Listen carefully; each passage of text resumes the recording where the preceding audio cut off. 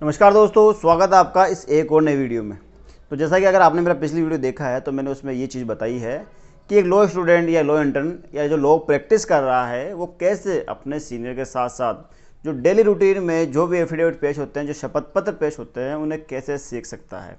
सीखने का मेथड आप चेंज कर सकते हो, कैसे भी सीख सकते हो। बुक से सीख सकते हो, सीनियर से सीख सकते हो, उनकी फाइलों से सीख सकते हो, ठीक है। किसी से हेल्प लेके सीख सकते हो, गूगल से सीखते हो, बहुत सारे तरीके हैं सीखने के, ठीक है। तो मैंने उसमें हर एक चीज़ बताई जो कोर्ट में डेली रूटीन में जो पेश होता है कि भाई आज अगर किसी की ज़मानत जब्त हो जाती है तो कौन सा आवेदन पेश होता है, किसी की ज़मानत करवानी होती है तो कौन सा आवेदन पेश होता है, ठीक है। और संज्ञेय अपराधों के बारे में बहुत ऐसे एफिडेविट हैं, उसमें 40 एफिडेविट हैं शायद उसमें, जो कि डेली रूटीन के हिसाब से पेश होते हैं। जैसे हाजिरी माफ़ी, 438 की बेल, 439 की बेल एप्लीकेशन, ठीक है। बहुत सारे ऐसे शपथ पत्र होते हैं जो कि आपको डे बाई रूटीन में पेश करने होते हैं और ये कंपलसरी होता है कि आपको कोर्ट में पेश ही करना होता है, ठीक है। तो मैंने इस चीज़ पर विशेष आपको बताया है कि जो भी लॉ स्टूडेंट जो ये कमेंट्स में बोलता है कि सर हमें सिखाने वाला कोई नहीं होता, कोई नहीं होता, सिखाने वाला बिल्कुल कोई नहीं होता। लेकिन जब आप कोर्ट ज्वाइन करते हो तो आप देखते तो हो कि ये चीज़ पेश हो रही है। अब आपको सिर्फ ये ढूंढना है, जैसे कि एक और मैं आपको अभी बुक के बारे में बताऊंगा। पिछली बुक्स में रेफर नहीं कर सकता क्योंकि पर्टिकुलर एडवोकेट की है जो कि फ़िलहाल सोशल नहीं है और बिना सोशल में उसका नाम आपको नहीं बता सकता, नहीं मैं बुक्स आपको रेफ़र कर सकता हूँ, ठीक है।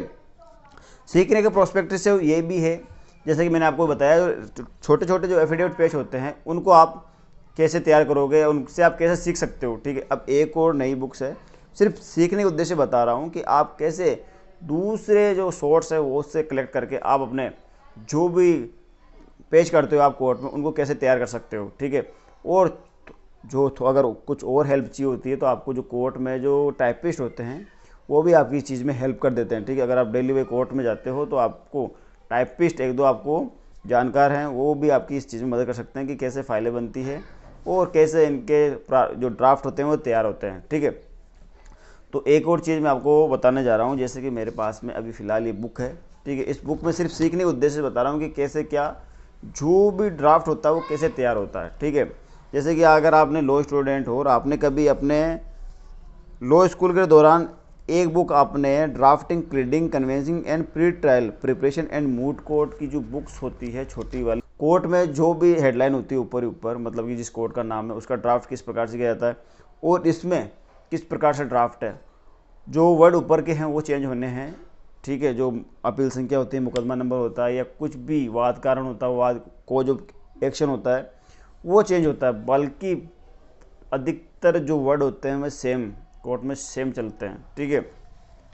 जैसे कि मैं धन वसूली का है, अब इसमें दो चीज़ें हैं कि अगर आपको किसी से धन वसूली करना है और आपको कोर्ट में उसका वाद दायर करना है, ठीक है, सूट दायर करना है, तो उसकी ड्राफ्टिंग कैसे होगी, इसमें ये है। और दूसरी इम्पोर्टेंट बात, जब भी कोई सूट फाइल होता है तो अगला वाला वकील को, अगली पार्टी को नोटिस आता है, तो नोटिस में वापस वो अपना जो सामने वाला है, प्रतिवादी है, वादी आप हो गई जो कि आप दायर कर रहे हो, प्रतिवादी है, वो अपना जवाब कैसे पेश करता है वो भी इस चीज़ में, मतलब कि आप दावा करना भी पेश सीख जाओगे प्लस जवाब देना भी सीख जाओगे, दोनों ही चीज़ में। कि मतलब आपने कोर्ट में एक धन वसूली का वाद दायर कर दिया, सूट फाइल कर दिया, सूट का अगर आप प्लेंट हो या प्लेंटिव की तरफ से हो या डिफेंडिव की तरफ से हो, तो दोनों तरफ से आपको सीख में आ जाएगा कि अगर प्लेंटिव हो तो आपको इस तरह से सूट दायर करना है और अगर डिफेंडेड हो तो आपको इस तरह से उसका जवाब देना है। तो ये दोनों ही चीज़ें इसके अंदर है, ठीक है। एक सीखने का उद्देश्य बताऊँ कि कैसे सीखा जा सकता है, ठीक है। ये नहीं कि आपको इस चीज़ को कॉपी पेस्ट करना है, सीखने का उद्देश्य से बता रहा हूँ कि इस तरह से उनका जवाब बनाए जाते हैं, इस तरह से दावा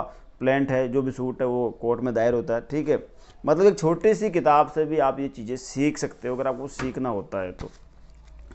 अब इसमें दूसरी चीज़ ये आ गई, जैसे कि इसमें एक तो ये चीज़ आ गई, दूसरा इसमें ये आ गया कि वापस जवाब कैसे बनाया जाता है।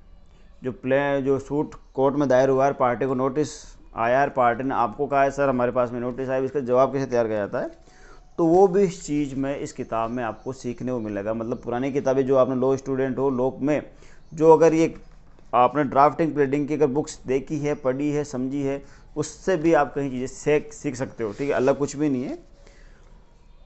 अब कई बार ऐसा होता है कि परिसर निष्कासन के वाद पत्र एवं लिखित कथन का प्रारूप, कोई भी किसी भी घर में रह रहा है और कोई किराएदार है, ठीक है, उसको अगर बेदखल कर दिया जाता है बिना किसी एक वैलिड रीजन के, तो उसका भी आप सूट दायर कर सकते हो, और उसका भी जवाब कैसे तैयार किया था वो भी इस चीज़ में है। ठीक है, तो ये भी इम्पोर्टेंट है। तो इसका लिखित कथन कैसे तैयार करोगे वो भी इस चीज़ में है। और मैं आपको बताता हूँ क्या क्या चीज़ है। अगर कोई आप पर कोई क्रिमिनल केस फाइल करता है, कोई सिविल सूट फाइल करता है, ठीक है, बिना किसी वैलिड रीजन के, और एंड लास्ट इसका रिजल्ट निकलता है कि आप उस केस में जीत जाते हो, लेकिन आपको नुकसान ये होता है कि आपका इसमें काफ़ी पैसा खर्च होता है।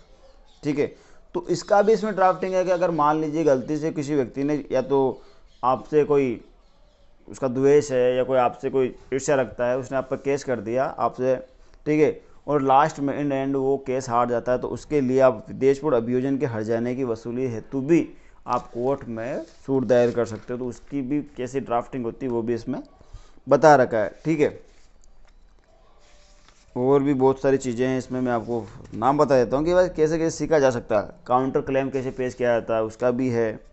ठीक है, प्रतिदावा जिसको बोलते हैं काउंटर क्लेम को, अपील के बारे में भी इसके बारे में बताया गया है। मतलब कोई भी कोर्ट अगर किसी भी मामले से संबंधित अगर कोई डिक्री पारित कर देती है तो इस डिक्री के ऊपर आप अपील कैसे कर सकते हो, उस अपील की ड्राफ्टिंग कैसे होती है उसका भी ये बता रहा है।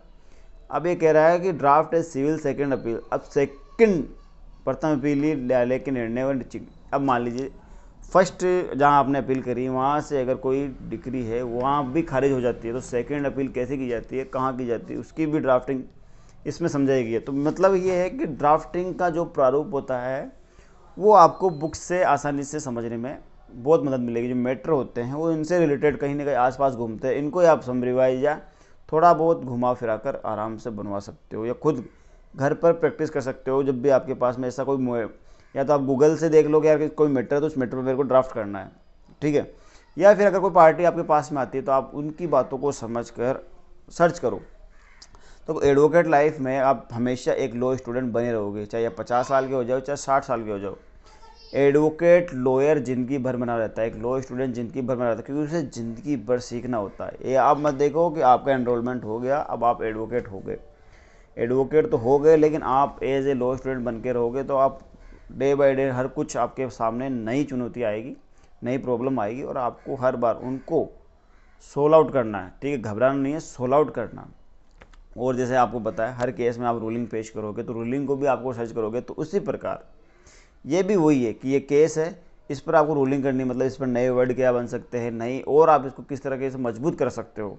ठीक है, फाइलों को जितना मजबूत करोगे, या तो आप सीनियर से हेल्प लेकर या कहीं से भी सर्च करके, देख कर, पढ़ कर, समझ कर, फिर आप उन तथ्यों को मजबूत करके अगर पेश करोगे तो इन एंड लास्ट में जो रिजल्ट निकल के आता है वो आपकी ही तरफ से निकल के आता है। अब जो पिछला वीडियो मैंने बनाया था उस वीडियो में कई कमेंट्स आ रहे हैं, सर आपने बुक्स का नाम रिवील नहीं करा, आपने बताया नहीं, आपका वीडियो यूजलेस हो गया। तो मैं फिर से आपको बता देता हूँ, मेरा प्रोस्पेक्टिव सिर्फ आपको ये समझाना है कि कोर्ट परिसर में सिखाने वाला कोई नहीं होता, आपको कैसे सीखना है। यहाँ पर अगर कुछ गलती हो जाती है, अगर गलती से बाय मिस्टेक हम किसी चीज़ का नाम ले लेते हैं, कोई भी हो, ठीक है, बिना किसी परमिशन के, तो इसका जो रिजल्ट निकल के आता है वो पता नहीं क्या होता। हाँ ठीक है, अगर बिना किसी अनुमति अपन एडवर्टाइजमेंट भी करते हैं तो वो भी चीज़ सही नहीं है। ठीक है, ये बुक तो सोशल है, सभी के पास में होती है, सीखने के प्रोस्पेक्टिव से ही सारे वीडियो बनते हैं, किसी को पर्टिकुलर अपन को टारगेट नहीं करना होता, ना ही अपन किसी की एडवर्टाइजमेंट यहाँ कर रहे हैं। ठीक है, मेरे सारे जितने वीडियो, एक लॉ स्टूडेंट हो गया, एक इंटर्न हो गया, या एक लॉ प्रैक्टिशनर हो गया, उन सभी को ये चीज़ समझानी है कि आप सीख सकते हो, भले आपका सीनियर, आपके दोस्त आपका साथ नहीं दे, आप सीख सकते हो। नोटिस बनाना आप सीख सकते हो, नोटिस की भी कोई भी केस आता है तो हर केस में पहले एक नोटिस दिया जाता है, तो उस नोटिस का कैसा ड्राफ्ट तैयार किया जाता है वो भी आप ऑनलाइन सीख सकते हो, किताबों से सीख सकते हो, बुक से सीख सकते हो, या पर्टिकुलर कोई आपका कोई बॉस है उनसे जान सकते हो, सीख सकते हो, सीखने की कोई मनाही नहीं है। इस चीज़ पर्टिकुलर अपना उद्देश्य क्या होता है कि आप चीज़ को समझाना। किसी चीज़ को रिवील करूँगा, अगर कहीं से ऐसा कोई प्रमोशन आता है तो रिवील भी कर देंगे, ऐसा कोई नहीं, इश्यू नहीं है कि रिवील नहीं होगा। अगर मेरे पास में भी कुछ ऐसी चीज़ आती है जो कि आपको बताने लायक होती है, वही आपको बताई जाएगी। ठीक है, अदरवाइज बहुत सारी वीडियो में गलत चीज़ पेश करने से, गलत नाम गलती से भी आ जाने पर उनके साइड इफ़ेक्ट होने के भी चांसेस हो जाते हैं, तो इस चीज़ से भी आपको बचना है। और ये चीज़ आपको भी ध्यान रखनी, आप भी एक लॉ स्टूडेंट हो। लॉ स्टूडेंट मतलब जो एडवोकेट होता है वो बुद्धिजीवी इंसान प्रणाली होता है। ठीक है, लेकिन अभी फ़िलहाल इस फील्ड में बुद्धिजीवी प्राणी से लेकर जो भी प्राणी है वो सब आ रहे हैं। ठीक है, तो जिनकी बुद्धि पता नहीं कैसे कैसे होती है, अभी हाल ही में मैंने शायद अपनी एक कम्युनिटी भी एक पोस्ट करी है जहाँ पर मैंने एक लॉ स्टूडेंट का जिक्र करते हुए उसका स्टैंड की बात करी है, उसका भी वीडियो मैं आपको बताऊंगा कि फ़िलहाल उस चीज़ मैटर में क्या क्या हुआ, जिस वो वीडियो भी उसके बारे में अपन बाद में बात करेंगे। लेकिन फ़िलहाल फर्स्ट वीडियो में आपका कहीं ये बता रहा है कि सर आप नाम रिवील नहीं कर रहे हो, तो मैं आपको इतना कहना चाहूँगा, नाम फ़िलहाल किसी का मैं रिवील नहीं कर सकता, चाहे वो बुक्स से लेकर हो, किसी से भी लेकर हो, ठीक है। मैं आपको इतना बताना चाहूँगा कि आप सीख सकते हो, और सीखने का कोई एक तरीका नहीं होता। आप जाओ बुक्स में जाओ, बुक्स जो स्टोर होता है, लोगों की जितनी बुक्स हैं उनको एक बार खंगालो, देखो, ठीक है। उन्होंने पिछली वीडियो में बताया था कि आप जाओ तो सही किसी भी बुक स्टोर में जाओ और देखो, वहाँ पर सोल्यूशन वहीं पर मिल जाएगा। बुक्स उठा के देखोगे नहीं यार इससे रिलेटेड है, ठीक है, मिलेगी आपको, ऐसा नहीं मिलेगी। लेकिन आप ब्लेम लगा रहे हो कि सर आप हमें सीधा सीधा रास्ता बता दो, तो सीधा सीधा रास्ता कोई सही नहीं होता। सही बात तो ये है कि सीधे रास्ते पर हमेशा आपको कठिनाई आएगी। जितना आपने ये भी सुना होगा कि जब तक इंसान की लाइन ऊपर नीचे होती रहती है तभी तक उसकी सांसें चलती है, जब वो प्लेन पर सीधी हो जाती है ना तो फिर मामला गड़बड़ा जाता है। तो ये चीज़ भी आपको ध्यान रखनी है, जितनी राह है कठिन होगी, मंजिल उतनी ही अच्छी होगी। अगर आसान राह ढूंढोगे तो बाद में जब कठिनाई आएगी तो आप एकदम से गिर जाओगे। अभी आप मतलब जिस स्टेज पर हो उस समय आपको हल्की छोटी मोटी चुनौतियाँ तो लेनी है, सहन करनी है, चाहे वो किसी से भी रिलेटेड हो, ठीक है। अगर इन चुनौतियों का आप पार करोगे तो आने वाले भविष्य में ही आप इस वकालत फील्ड में टिक पाओगे। अदरवाइज ऐसा कोई ऑप्शन नहीं है कि आप, क्योंकि ये सारी चीज़ें हैं, नेगेटिविटी भी आएगी, शायद कोर्ट से भी आ सकती है, बाढ़ से भी आ सकती है, रिश्तेदारों से भी आ सकती है, दूसरों भी आ सकती है। अभी तो फिलहाल आपने जो हाल देख रहे हो सभी को पता है कि कैसा इसमें क्या है, ठीक है, किसी भी कोई चीज़ अनजान नहीं है। लेकिन आप सीखने का उद्देश्य रखो, ब्लेम मत डालो किसी पर कि हमें वो डायरेक्ट ही वो कर दो, वो बता दो। आप खुद थोड़ा प्रयास करो, आपको चीज़ें मिल जाएगी। कोर्ट प्रेशर से मिल जाएगी। कोर्ट प्रेशर में भी कई बार बाहर से किताबें बेचने वाले आते हैं, आप उनके पास में भी ढूंढ सकते हो, उनसे भी बात कर सकते हो, ठीक है, कि यार ये जो डेली प्रैक्टिस में ये चीज़ें काम आती है, इनसे रिलेटेड अगर कोई बुक हो तो आप अपने नंबर दे दो, आप अपना जगह बता दो, ठीक है। मैंने तो आपको खुद को करनी पड़ेगी, ये नहीं कि बैठे बैठे कोई घर में आके आपके मुंह में दाना देकर चला जाएगा, ऐसा नहीं होता, समझ रहे हो। कोर्ट में बहुत सारे ऐसे होते हैं जो बाहर से बुक सेलिंग के लिए आते हैं, पर्टिकुलर एडवोकेट के एजेंट भी हो सकते हैं, या किसी बुक स्टोर के कोई बंदा आ सकता है कि यार हमारे पास में एक कोर्ट से रिलेटेड ये बुक्स है, आप लेना चाहते हो तो आप ले सकते हो, ढूंढ सकते हो, देख सकते हो। तो ऐसे भी मौके भी मिलते हैं। इसके लिए आपको कोर्ट जाना पड़ेगा और कोर्ट में अपने कॉन्टैक्ट और नेटवर्क बढ़ाना पड़ेगा। इन फ्यूचर कभी आपको जाना नहीं होता तो कोई कॉन्टैक्ट करके भी आपको फ़ोन कर सकता है कि यार आपने इस बारे में बात करी थी, बुक्स वाला आया है, ठीक है, ये बुक्स आपको कहीं से मिल जाएगी। अगर आपका एरिया अच्छा खासा है जहाँ पर लॉ की बुक्स का कोई स्टोर है तो वहाँ से भी आप जाकर चेक कर सकते हो, देख सकते हो, ठीक है। तो मामले बहुत सारे प्रकार के आते हैं, हर चीज़ की ड्राफ्टिंग आपको मिल सकती है, लेकिन देखना ये आपको और सीखना आपको खुद को है। तो मेहनत भी आपको खुद को करनी पड़ेगी। हम सिर्फ आपको राह बताने वाले हो सकते हैं कि आपको इस तरीके से अगर आप करोगे तो आप सीख सकते हो। एक लॉन्ग पीरियड का टाइम आपका ख़राब नहीं होगा।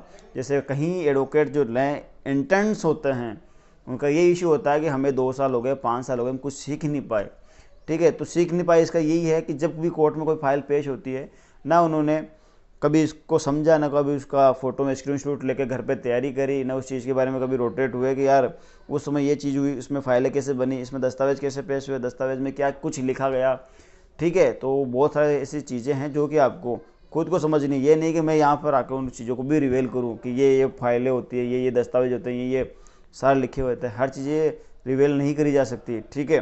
तो आपको खुद को देखना है, समझना, और भविष्य में अगर ऐसा होगा तो वो भी आपके लिए बनाकर हम रखेंगे आपको सिखाने के उद्देश्य से, ठीक है। आप हमारे छोटे बड़े भाई बहन जो भी देख रहे हो, ठीक है, उनको सबको मैं ये कहना चाहूँगा, मैं आपका हमेशा साथ दूंगा, तैयार हूँगा। आपको जिस तरीके से सीखना है, लेकिन कुछ चीज़ें सोच कर ही चलनी होती है, ठीक है। आपको हर बातें, हर चीज़ें आप कमेंट बॉक्स में लिखो, उस पर पर्टिकुलर एक वीडियो बनाकर आपको दिया जाएगा। और मैं आपका छोटा भाई चाहे बड़ा भाई, जो भी मेरे भाई बहन इस वीडियो को देख रहे हैं, उनको मैं यही कहना चाहूँगा, डरने की ज़रूरत नहीं है। डे बाई डे आपको सिर्फ प्रैक्टिस ये करनी है कि आपको सीखना है। एक जो भी नया कुछ भी आपको कोर्ट जा रहे हो और आपको आ रहा है कि यार ये चीज़ पेश हुई कोर्ट में, ठीक है, तो उस चीज़ को सीखना कैसे है, उस पर आप दिमाग लगाओ, सोचो। अगर फिर भी समझ में नहीं आता तो मेरे कमेंट बॉक्स में आप पूछ सकते हो, ठीक है। अगर ऐसा हुआ कि वीडियो बनाना पड़े तो उस पर वीडियो बनाकर भी आपको बता दिया जाएगा। ऐसा कोई भी नहीं है कि यार आपको कहीं पर भी कि हमें सिखाया नहीं जा रहा। अब वर्तमान में ऐसा कुछ भी नहीं है, हर तरीके से सीखा जा रहा है। ठीक है, तो वीडियो ज़्यादा लंबी ना हो, यही वीडियो का विराम देता हूँ और मिलते हैं आपसे एक और नए नेक्स्ट वीडियो में। तब तक के लिए इजाज़त चाहता हूँ आपसे। धन्यवाद।